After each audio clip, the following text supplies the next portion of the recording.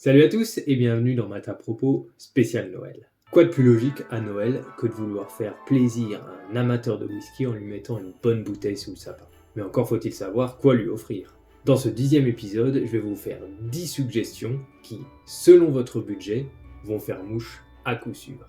Allez, c'est parti. Pour un budget d'environ 40€, ma première suggestion, c'est les entrées de gamme de la distillerie Starward. C'est une petite distillerie australienne qui a été créée il y a même pas 15 ans par David Vitale. David Vitale, c'est un peu un idéaliste. À force de travail et d'investissement, il a suivi ses envies et il a fait aboutir son rêve, c'est-à-dire faire le meilleur whisky possible avec des ingrédients 100% d'origine australienne. C'est pour ça que les whiskies Starward, leur spécialité, c'est d'avoir été vieillis dans des fûts de vin australiens. Pour 40€, on va notamment trouver le Starward Left Field, qui signifie littéralement sorti de nulle part, et le Starward Twofold. Je peux vous dire que les bouteilles font leur petit effet, elles sont très jolies, et pour avoir goûté les deux whiskies, vous en avez pour votre argent. Le vieillissement en fût de vin rouge australien leur apporte beaucoup de goût, une palette aromatique qui est pas très large, mais qui est agréable à la fois au nez et en bouche. En tout cas, c'est deux whiskies que je vous recommande pour cette gamme de prix. Deuxième suggestion pour un budget d'environ 40€, le Scarabus. Scarabus, avec sa bouteille noire et son étiquette blanche et dorée, déjà, la bouteille en jette. C'est un whisky, un single malt d'Islay, donc c'est un single malt tourbé, dont on ne connaît pas l'origine, on ne connaît pas la distillerie d'origine. Même si la tourbe, en tout cas à ce niveau-là, c'est pas vraiment mon truc, je dois avouer que ce whisky m'a quand même bien plu. Donc le Scarabus est un jeune whisky vibrant, plein de caractère, avec une belle texture et surtout une très belle tourbe, bien aromatique. Et donc c'est un whisky qui fera un très joli cadeau, surtout si en ce moment vous arrivez à le trouver autour de 40€, normalement il est un peu plus cher. Je vous le conseille. Dernière suggestion pour cette gamme de prix, en plus que serait une vidéo de Maths à propos sans citer ce whisky, je veux bien sûr parler du Highland Park 10 ans bien sûr. C'est vraiment pour cette gamme de prix l'un des meilleurs whiskies du marché. Je l'ai notamment vu il y a quelques jours à moins de 30€ dans un supermarché, quasi 25€, avec une bouteille toujours aussi magnifique. Malgré son prix d'entrée de gamme, si vous mettez ça sous le sapin de n'importe quel amateur de whisky, je peux vous assurer qu'il ne sera pas déçu.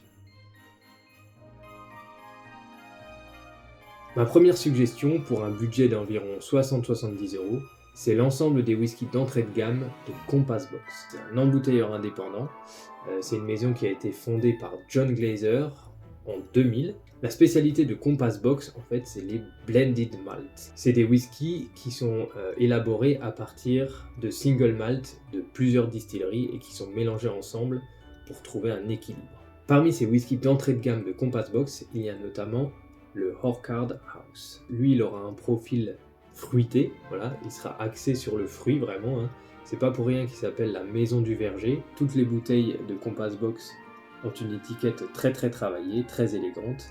Mais il y a aussi le Spice Tree, l'arbre épicé. Donc là, comme vous l'aurez deviné, c'est un profil qui est axé plus sur les épices, qui est très bon également. Le Pit Monster, le monstre tourbé. Donc là, c'est l'expression tourbé. La tourbe est bien équilibrée, on n'est pas sur une tourbe aussi puissante que les whiskies d'Islay. Le Story of the Spaniard, l'histoire, le conte de l'espagnol. Là, c'est un whisky qui est axé sur le vieillissement en fût de sherry. Les 4 ont un très bon rapport qualité-prix. Donc c'est tous des whiskies que vous trouverez aux alentours d'une 60aine d'euros et ils valent tous la peine d'être dégustés. Voilà. Donc faites votre choix en fonction de vos goûts, ou en tout cas des goûts de la personne à laquelle vous voulez l'offrir.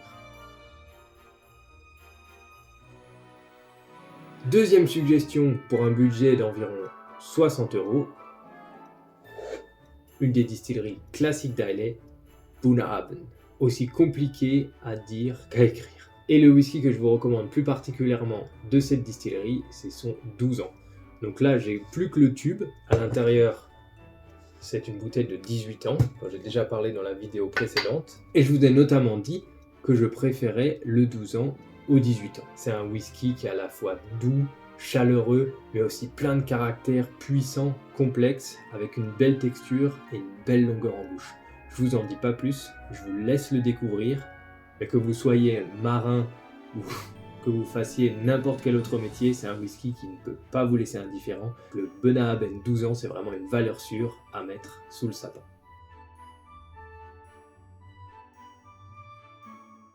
Dernière suggestion pour un budget d'environ 60-70 €, le whisky danois Stoning Chaos. C'est vraiment un whisky qui sort complètement des sentiers battus, iconoclaste. Déjà, la distillerie Stoning, c'est une distillerie qui a été fondée par 9 amis danois, voilà, qui faisaient tous des métiers complètement différents, comme ingénieur agronome, boucher charcutier, totalement autre chose que de faire du whisky, mais ils ont tous investi ensemble pour créer leur distillerie.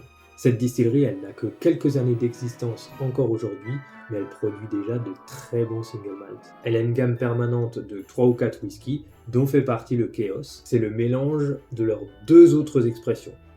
Un single malt tourbé et un rye, un whisky de seigle. Donc ça nous donne un whisky complexe, légèrement tourbé, explosif en bouche au niveau aromatique, vraiment très agréable à boire. C'est un ami qui me l'a fait découvrir et franchement, on trouve pas grand chose de similaire sur le marché. En tout cas, une bouteille au design très original, un très bon whisky à l'intérieur, pour un prix qui est quand même raisonnable, vu les quantités et l'originalité du produit, c'est tout ce qu'on veut pour Noël.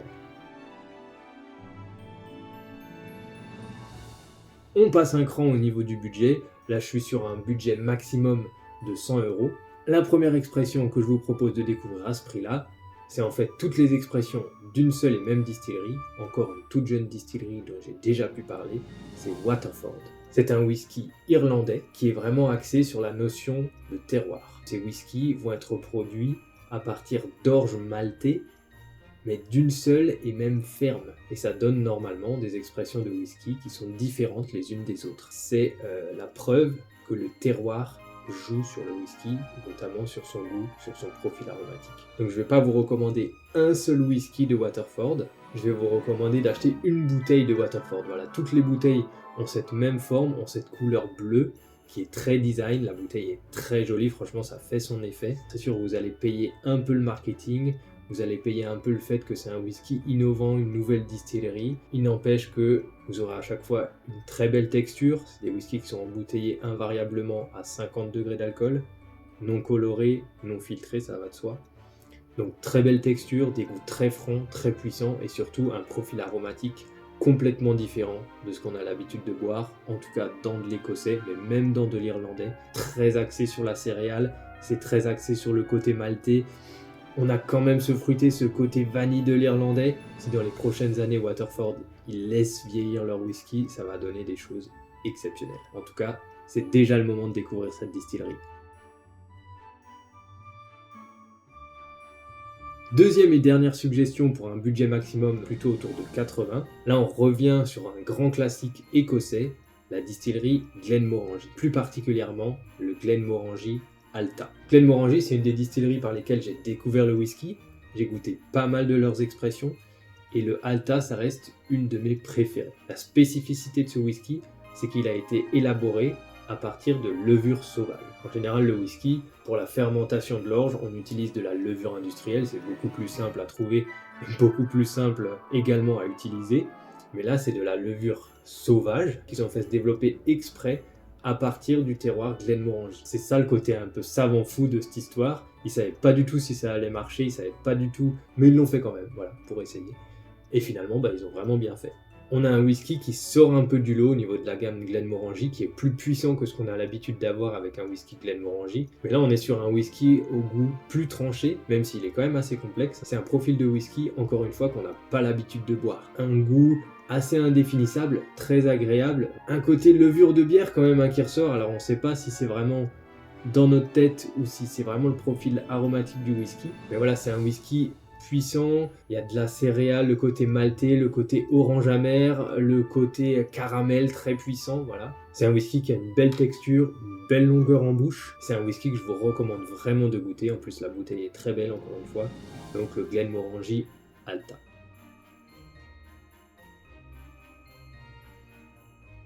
Dernière catégorie de budget, 100 € et plus. Là, on est vraiment dans du whisky d'exception. donc je vous en ai choisi que 2. Et le premier whisky que je voulais vous partager dans ce budget, les Compass Box Flaming Heart. Donc moi j'ai pas pu goûter la dernière édition du Flaming Heart qui est sortie en 2022, mais j'ai eu la chance de pouvoir déguster les précédentes éditions de 2015 et de 2018. La bouteille est tout aussi belle que celle-ci. Un des meilleurs, si pas le meilleur whisky tourbé que j'ai bu. C'est d'une pureté, pour moi, on atteint une sorte de quintessence dans le whisky tourbé. L'équilibre entre la tourbe, le côté minéral, le côté vanille et le côté herbacé, tout ça ensemble, on est vraiment sur un équilibre magnifique. C'est vraiment un whisky pour les esthètes, mais aussi pour les gens qui sont un peu iconoclastes, parce que on paye quand même autour de 150 €, un whisky qui n'a aucune mention d'âge, et dans lequel se retrouvent des whiskies d'Islay assez jeunes. Des très vieux, mais aussi des très jeunes. Donc c'est pour ça que je vous le recommande malgré son prix, le Compass Box Flaming Heart, 7e édition.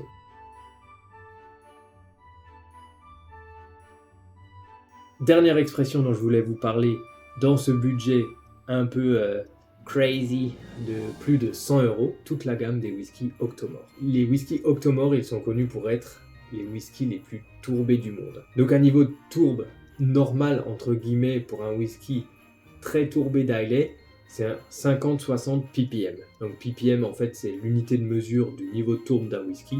En anglais ça se traduit par parts per million, donc parties par million. Sur un Octomore on est de toute façon à plus de 100 ppm, donc plus du double.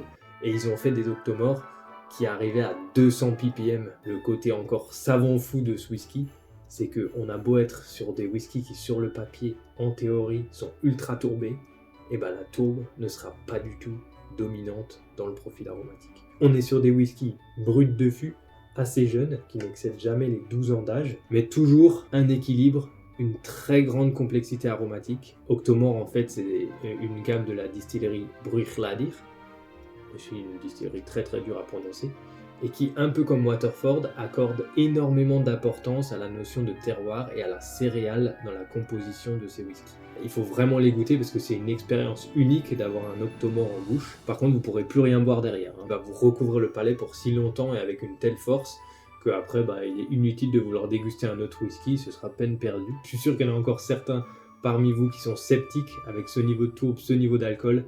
Et franchement, il faut essayer au moins un Octomore. Et pour ne rien gâcher, les bouteilles sont absolument magnifiques. Ce sera ma dernière suggestion. Si vous avez les moyens de mettre ça sous le sapin d'un proche pour Noël, voilà, il vous remerciera.